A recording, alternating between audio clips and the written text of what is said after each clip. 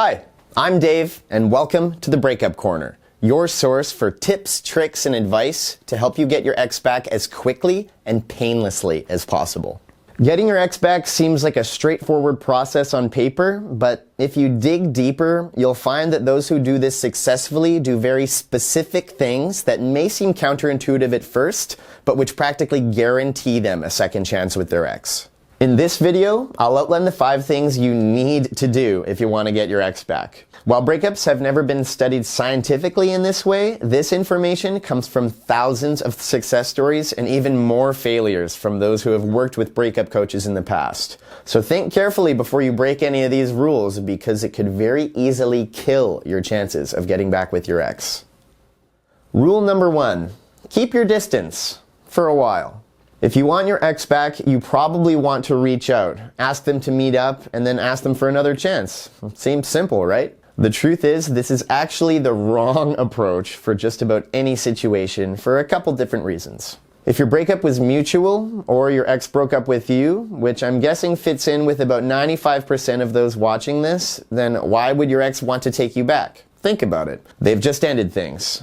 Presumably, they had a good enough reason to totally blow up the relationship, despite all the problems they knew this would cause. They decided it was better to be alone than to be in a relationship with you. This hurts to know, but it's important to face up to this directly. So if they made that decision, why would they suddenly change their mind? Just because you want them to? Has anything actually changed? What are you going to say to them that you didn't say when you broke up? The truth is that it takes more than just words to really show your ex that you are their future and not their past. So instead of reaching out to them to try to convince them or beg or plead them for a second chance, take a step back. Yes, people often balk when I suggest that they leave their ex alone after a breakup. They think that they'll offend their ex. They think that they'll be forgotten and that their ex will move on. The truth is that neither of those things will happen if you do this correctly.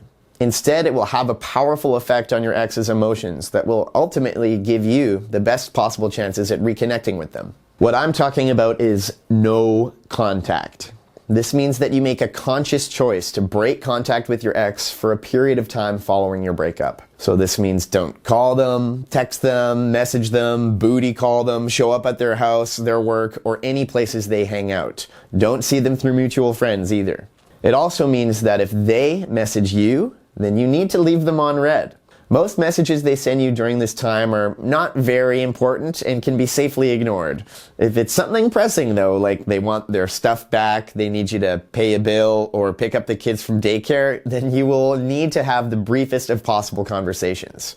But outside of that, you want crickets. Don't talk to them, period. This is a very simple process, but it is far from easy. Your ex is the person who you used to turn to for comfort and support, so there's a very strong association here. And of course, now is a time that you're going to need their comfort and support the most. But if you can stick to this, something magical will happen. They're going to start missing you the more and more as time goes on. Studies show that after a breakup, the feelings of missing your ex peak right around 30 days. This is because negative memories of an ex fade faster than the positive ones. So at that point, all the bad stuff has started to fade, but the good stuff is still stuck in their mind. Often just staying away from your ex for this period of time can be enough to make them come running back to you, but not if you don't follow the rest of the rules on this list. Rule number 2, always be improving.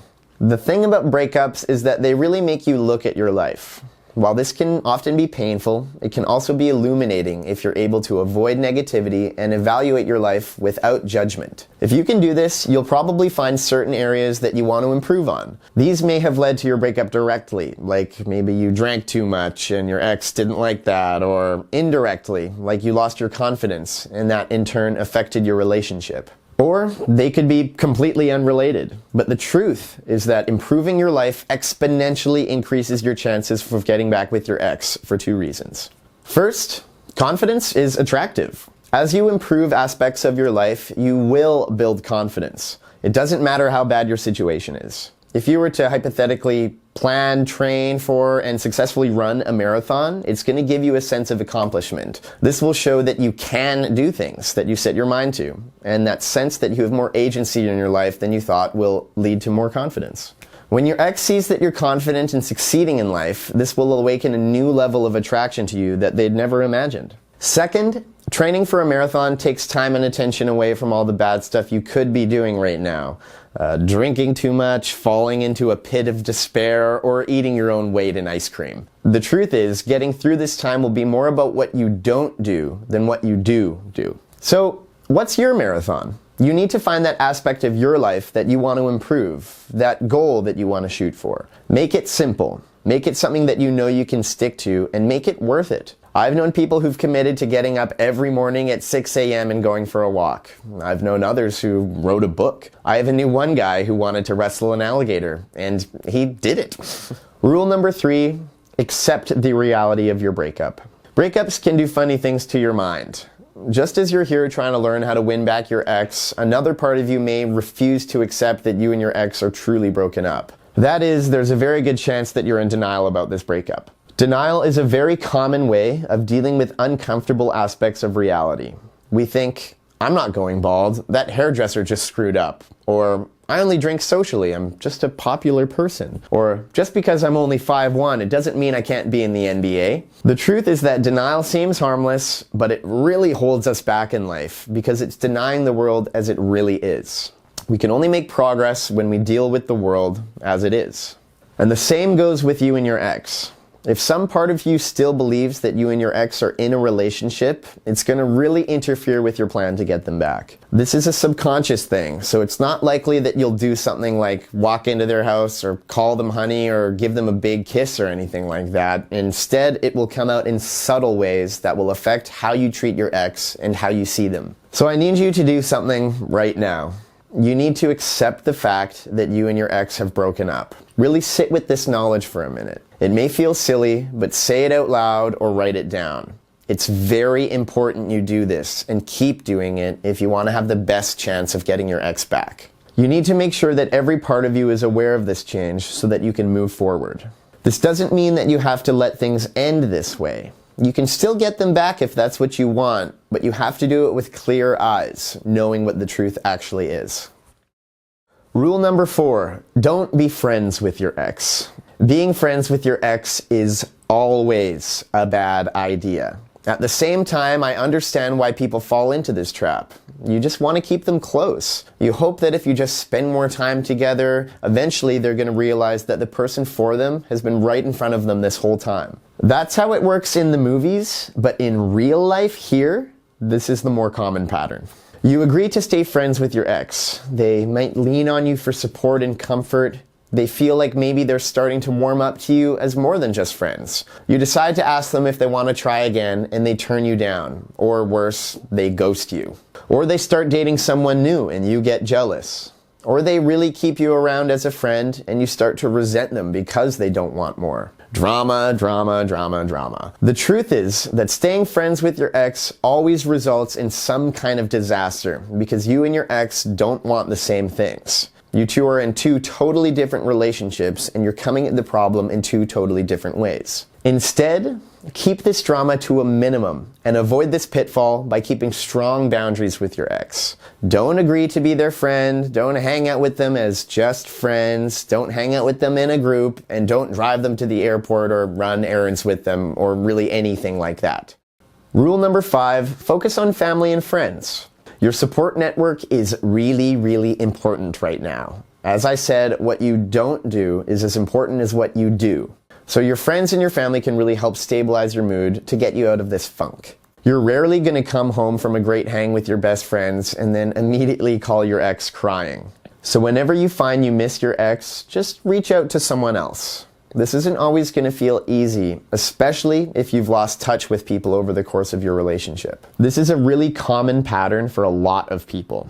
You get close to someone new and you start choosing to spend time with them over your friends and family. It can be very difficult to rebuild those connections now that the 2 of you have split, but it's never a lost cause. Think of this as a new opportunity.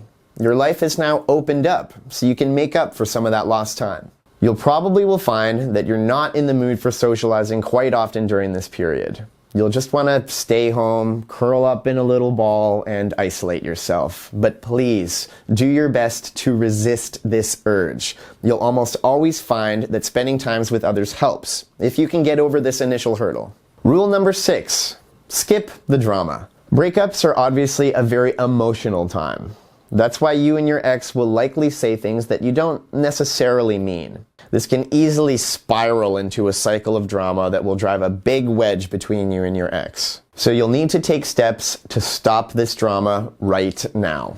You don't have to admit they were right or apologize to them, but you do need to stop engaging with them when they come at you guns blazing. You also need to stop instigating. Please don't go looking for a fight where there doesn't need to be one. I'm sure you have very valid reasons for being upset with your ex right now, just as I'm sure that they think they have very valid reasons for being mad at you. But you need to ask yourself what's really more important here, getting them back or getting back at them. The truth is that you can't have both. You need to stop the bleeding right now if you want to have any hope of a future with your ex. This is one of the main reasons why no contact works so well. You can't fight with your ex if you aren't talking to them. The time apart will give both of you a chance to cool off, and cooler heads always prevail. Trust me when I say that once you've been away from each other for a few weeks, these arguments really won't feel as important anymore. That's not to say that you don't have other problems that need to be solved, but just that this is not the time to solve them. It's much easier to sort through these issues when you're in a place of trust and safety, and you won't be there until the two of you are back together for good. Rule number 7, slow and steady. If you want your ex back, it probably feels like you can't survive another day or hour or minute without them. But unfortunately, you're going to have to.